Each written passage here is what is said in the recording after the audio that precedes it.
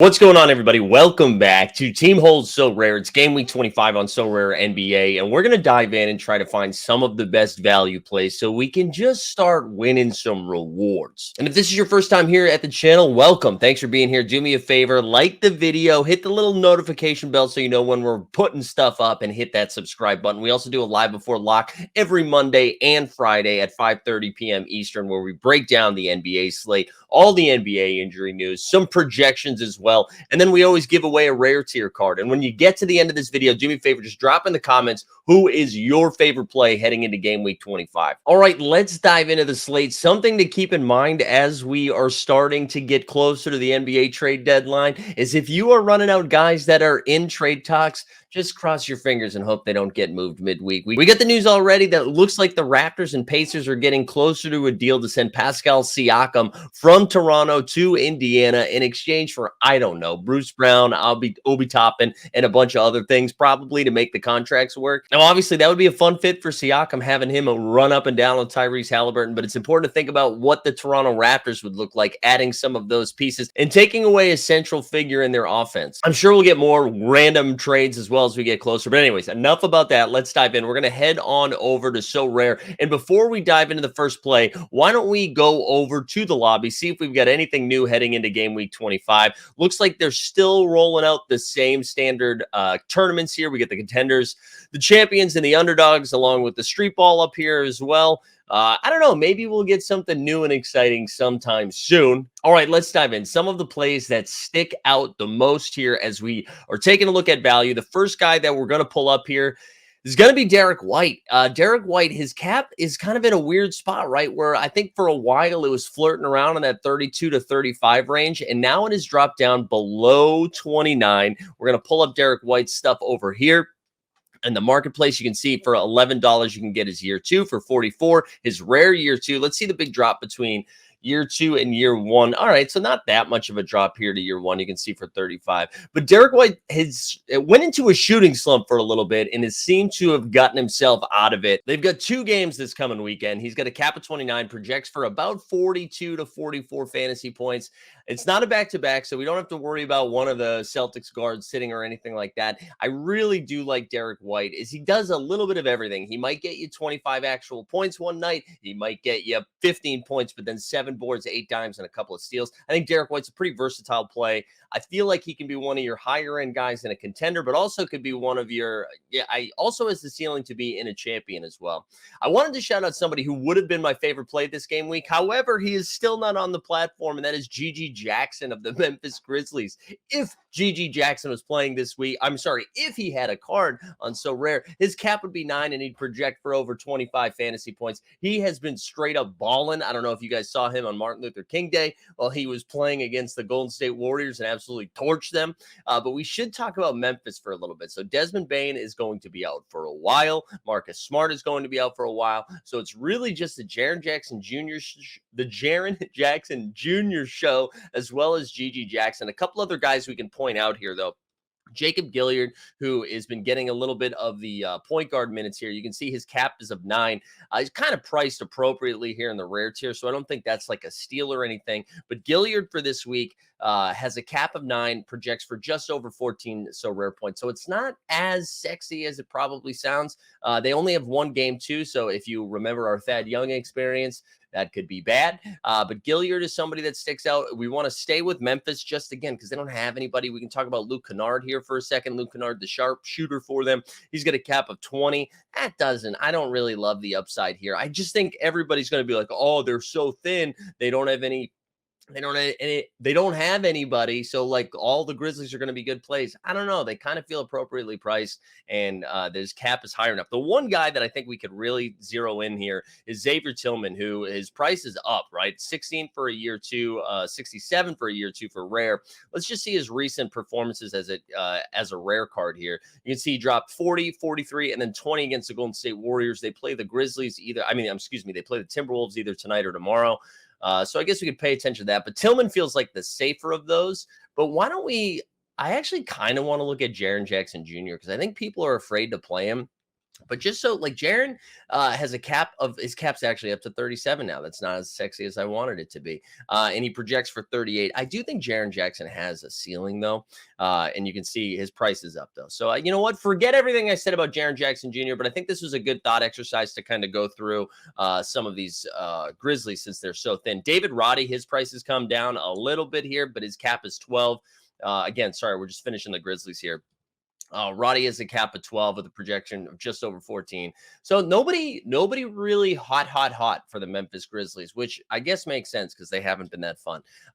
Last guy, though, the one that he has missed a bunch of time, has just come back. It's Santi Aldama. And because they are thin in the front court, I think you can see Santi get a little bit more run. And I don't think we've seen him pop in a while because he hasn't been playing, but he's got a cap of 17, projects for over 22 fantasy points. So that's the Memphis Grizzlies situation. Next up here, I wanted to go to Portland and Anthony Simons. Simons' cap has it's come down. It's like sneaky at 32 right now. We've seen Simons score like 40 points in a game, like 40 real life points. And when we look at some of the best value this entire game week, Anthony Simons is up on that list. He projects for over 42 fantasy points. So you're getting a value of over 10 here. I really like Anthony Simons. I think my only concern anytime I'm rolling out anybody on the Portland Trailblazers is that any given time they could be down 55. And if that happens, Simons gets yanked. But Anthony Simons is a solid play. A couple of the upper tier guys, like, so maybe you're trying to find an MVP that's not Giannis or Jokic or Luka. Two of the Lakers, both Laker bros, have 2 games this game week, and for looking at MVPs, they have the sexiest ceiling. They have 2 games. It's not a back-to-back. You can see Anthony Davis right here. As rare year 2 is 352. Watch this drop between year 1 and year 2. Oh, it's actually not as bad. 308. I thought that was going to be a lot more drastic because it was like 250 last week. AD has been on a tear lately. He's like a guaranteed 25 and 14. It feels like he's also a stock machine, a block and steal guy. Anthony Davis this week. So his cap is 54. So obviously that's your MVP play, but he's projecting for over 65 fantasy points. That's pretty good for when you have an MVP that's got a value of like a 12-point gap there. We love that. And LeBron's cap has actually come down to 44 here. So, and when we pull up LeBron's price, because I know he's aging, right? You can see it is limited for $22. Look at that. That's a healthy beard in his year 2 pick, 126. But LeBron here with a cap of 44, he projects for over 55. So I think if you're, I mean, honestly, in an MVP lineup, you can probably get both of those in, right? They've got 2 games. They're not back-to-backs. I know LeBron is questionable every single game. Every single game is questionable, and he plays most of them. So that is something you have to pay attention to. But I don't know. I kind of like those Lakers as off the beaten path. Like everybody, when you're forcing in your MVPs, you're like, okay, Luka, Giannis, Embiid, right? And I feel like the AD call is a little bit sneakier, a little bit more cost effective too. All right, let's get into some of the grossies, right? You want some people who are a little bit cheap. We've already talked at length about the Indiana Pacers. I'm not going to pull them up here because their prices are probably efficient at this point. But Andrew Nembhard and TJ McConnell continue to be pretty good plays. McConnell disappointed so far this game week, but they have another game. Nembhard was pretty solid. TJ's cap is up to 22, but he's going to project for over 30 fantasy points. Nembhard I think has actually come down. Nembhard is, Nembhard's cap is actually 16, and he projects for over 25 fantasy points. So both of those become solid value plays. I'm going to say Killian Hayes' name again, but I refuse to look him up as someone who is playing him this game week. He was very bad in that first game where everybody else went off. But Killian Hayes' cap is 14, and he projects for 27. All right, I'm going to give you, though, here are the keys. Here are the keys to the castle. I'm going to call my shot right now that within like a couple hours, not necessarily of this video being up, but as we get closer to the next game, we're going to see pretty drastic price change in some of these guys, or in this guy specifically. We're going to go to LA, back to Tinseltown, and it's going to be Plum Dog Millionaire. So reports came out, I believe Zubac is going to miss a considerable amount of time. Actually, let me confirm that here. I believe it's like 4 weeks with a strain of a little calf. Yeah, will be reevaluated in 4 weeks due to a calf strain. So you got no Zubac. And I think, like myself included, I immediately thought, ooh, Daniel Tice, baby. But I forgot Plumlee is back.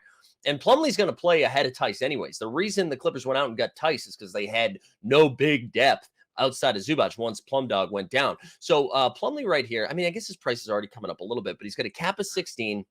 You can see his limited year one is 750. His rare, I'm sorry, year two. His rare year two is $28. And so Plum Dog has that right. That cap of 16 projects for just over 27 fantasy points. Did you love that? Right. Again, the gap of 11. And in his first game back last night, the Clippers, which was a great game. If you have like League Pass and go back and watch it, the fourth quarter was awesome between the Clippers and the Thunder. Paul George was insane, but the Clippers won 128-117, and Plum Dog got the start. He played 28 minutes. And had 14 points, 5 boards, and 2 dimes. And I feel like that's his floor. So I think Plumlee is a really good call here. I think people don't know that he's back. So I think Plumlee is fun. So go get yourself some little Plum Dog Millionaire. And then, you know what? Just while we're here, why don't we look up Daniel Tice's Nice just to see what that looks like, okay? So Daniel's son has a cap of 14. So you can see his rare card. Like, this is double the price here. Double the price. No, it's well, a little more than 2.5x, as we will say, is more expensive here. And his cap is 2 points lower, sure. But when I pull up Daniel Tice's projections here, he's got a cap of 14. He projects for just over 16.5. And Tice last night, when I'm looking at it, still played considerable minutes, right? He played 20 minutes, 9 points, 8 boards, and then he got there with 3 blocks. So that was kind of fun. But I think we do have like a day or two before everyone figures out that Plumlee is going to be the starting big. Maybe with all the trade rumors that are going on, maybe the Zubac news isn't something on the forefront of everyone's mind. So I really like not Ivica Zubac. I don't like him. I like Plumlee and Tice if you need to as well. But again, the Plumlee is so much cheaper. And I'm going to have to get this before I post this video. So you fools don't raise the price on me. We're going to take a coffee sip. And you know what? I've decided right now, I'm not editing that out. You deserve this little ASMR for you, okay? But those are some of the plays that stick out the most here this game week. We have a lot of teams with 2 games. D'Angelo Russell is going to be a name. Like he had a couple of bad performances, then missed some time. And he's come back and he's had, 2 solid games for the Lakers. D'Lo's got a cap of 27. He projects for 40. I think the one thing about D'Lo that makes it a little enticing here is that I don't think anybody likes to play D'Lo, right? I don't think anyone's excited to do it, although his rare tier 2 is up to 60. And so maybe people are in tune with that. He's been balling a little bit. If we look at his recent performances here, he dropped a 64 against the Jazz. So maybe that's what ran up the score, and then 26 for the Thunder. But let me just tell you this right now. The Lakers aren't interested in D'Angelo Russell long-term. He will be on a different team. If he goes to a contending team, he's not going to be that impactful moving forward. However, if he goes to someone, I don't even know, like if somehow he went to Detroit and Bojan Bogdanovic came back, I don't know, maybe D'Lo then gets a bunch of garbage time. I think his price is pretty inflated right now. I know he projects as a really good play, and projections are going to tell you that. And then, hey, maybe LeBron sits, maybe Austin Reeves sits, maybe they're just trying to trade him so they give him some serious showcase run. But I think this, again, I think this is a little... Projections are probably right. I'm not paying those prices for D'Lo, though, because D'Lo, yeah, sure, he has a ceiling, but my man has a floor. My man has a floor.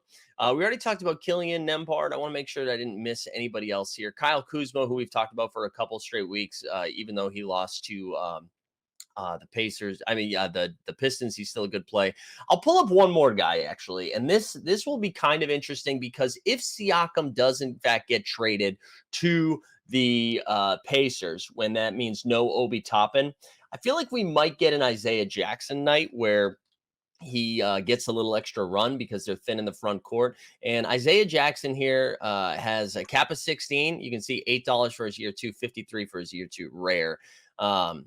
So that's a little too high for me, but the cap of 16, he projects for just over 25 fantasy points. And again, I think if you get that trade to happen in either this week or next week, there's going to be at least one game where Siakam's not ready to go yet with this team, and they're going to be thin. It's going to be Miles Turner and Jackson, and that's it. All right, I'm going to give you one more. I think, and just to recap too, Plum Dog and Tice are by far my favorite. I don't know if people recognize this yet, but someone that's come up quite a bit in conversation in a lot of our shows is Cam Thomas, because I think we want Cam Thomas to be fun. We want him to be good. And then Jacques Vaughn doesn't really get him out there a little bit. His price card's gone up, so people are aware that he is a good play this game week. His cap is now under 20. He's finally leveled out after dropping some 50 bombs earlier in the season. It's finally come down. You can see his cap is of 19 here. He projects for over 27 fantasy points. I believe it is 28, 29, somewhere in the 27 to 30 range. I don't know what Brooklyn is going to do. Speaking of like trade targets, they've got too many dudes, too many Camerons, honestly. And I do think Cam Thomas will be somebody that stays in Brooklyn. I feel like the wings are probably going to be the ones that get thinned out, but I do think Cam at some point is going to be unleashed this season. And now with his cap in a more reasonable place, I'm kind of excited about it. So there you go. That's going to do it for game week 25 here for some value hunting, as we like to say. I hope everybody enjoyed this show. Do me a favor. I know I said it at the beginning, but if you're new here, tell me you're new. Put it in the comments. Let me know what your favorite value play is. Make sure you like this video and subscribe because we want to feed the algo. We need to feed the algorithm. And best of luck for the rest of game week 24. Killian Hayes, please, God, show up so I can win a rare reward and then tweet it out and be like, see, I'm really good at this game. But best of luck for the rest of you for this game week. And then we will see you live before lock. Game week 25. Let's get after it.